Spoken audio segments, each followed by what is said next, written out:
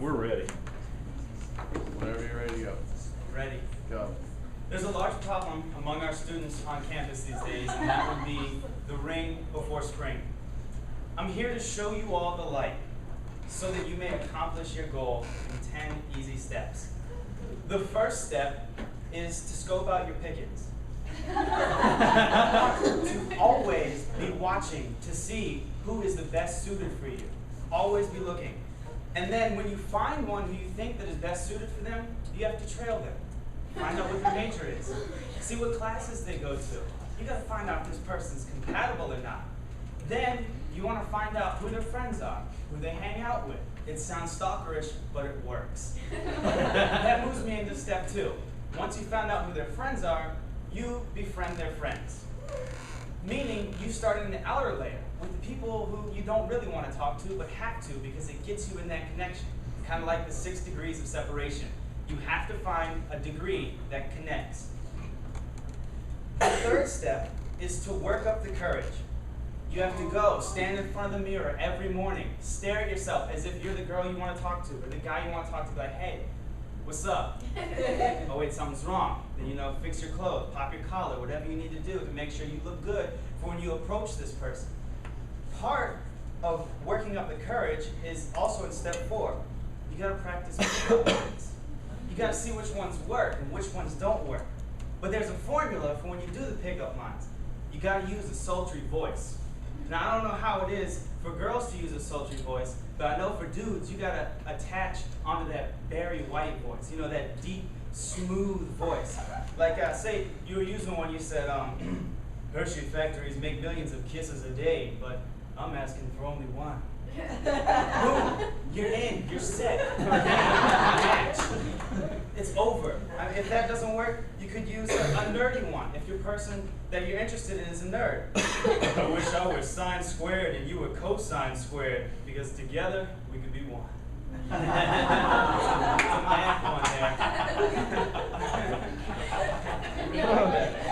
Now, if those fail and you keep getting this result, you could always go for a legit, genuine one. This one, you drop the voice and you just use who you are. You say, if a star fell from the sky every time I thought about you, then tonight the sky would be empty.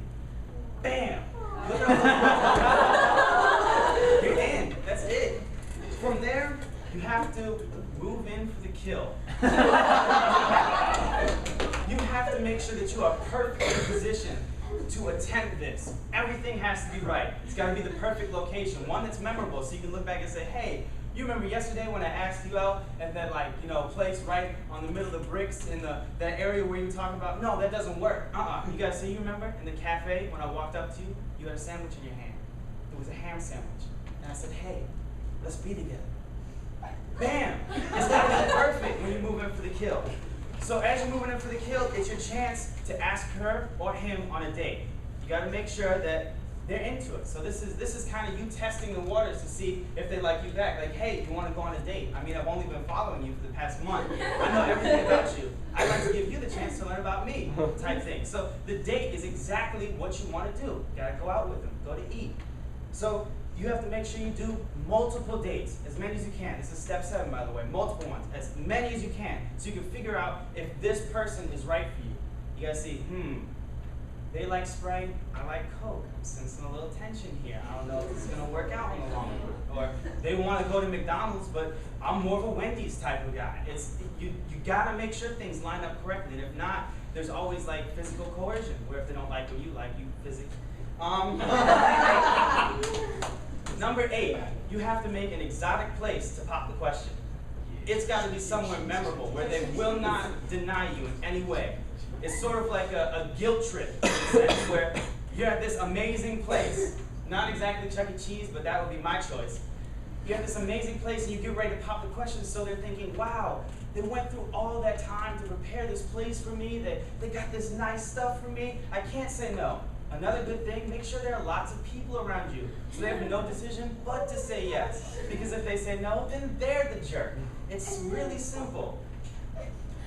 The 9th step is to just go ahead and pop the question. Just go ahead, you ask them outright. This one is a little shaky, because at this point, you've only had about 6 or 7 months to go through a relationship status, because it's springtime. It's just about springtime, so you gotta pop this question. First day of spring. That groundhog will let you know when to pop the question. So, you have popped the question, you either win or you don't. So step 10, if you fail, repeat steps 1 through 10 with a new person. Okay? You've always got next spring. Don't worry about it. If you don't get a wife by this spring or a husband by this spring, there's plenty more springs to come. You can take your time. And then that will be the end. You're finally with the person you want to be. You've got your Barbie or your Ken, and you're set. You're happy. This right here is a fail-proof plan that will work 100% of the time. And if it doesn't, I give you 100% money-back guarantee. Thank you. Excellent. Time? 5:37. Wonderful.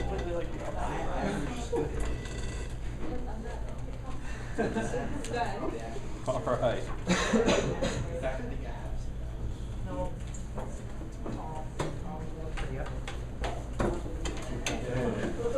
Well, I didn't get the first 3 words he said there. Oh, yeah.